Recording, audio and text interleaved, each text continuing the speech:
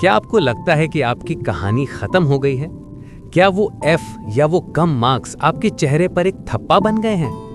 दुनिया कह रही होगी कि तुमसे नहीं हो पाएगा। शायद तुम्हारे अपने घर की दीवारें तुम्हें ताना मार रही हैं। रात को नींद नहीं आती क्योंकि दिमाग में सिर्फ एक ही सवाल चलता है, अब मेरा क्या होगा? लेकिन सुनो, इससे पहले कि तुम हार मान लो, एक बार उन लोगों की तरफ देखो जो आज शिखर पर हैं।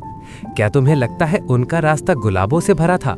नहीं, उन्होंने भी वही जहर पिया है जो आज तुम पी रहे हो, फेलियर। एक लड़का था, उसे बचपन से ही कहा गया कि वो एवरेज है।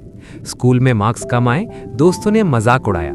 जब वो बड़ा हुआ, उसने एक नौकरी के लिए अप्लाई किया।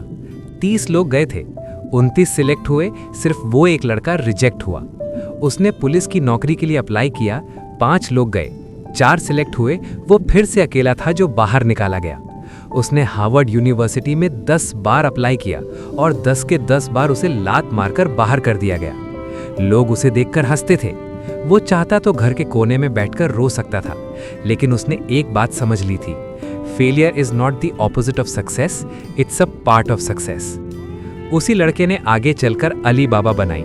आज दुनिया उसे जैक मा के नाम से जानती है। असल में फेलियर क्या है? फेलियर एक सिग्नल है कि आपने कोशिश की है। एक मुर्दा कभी फेल नहीं होता क्योंकि वो कुछ करता ही नहीं।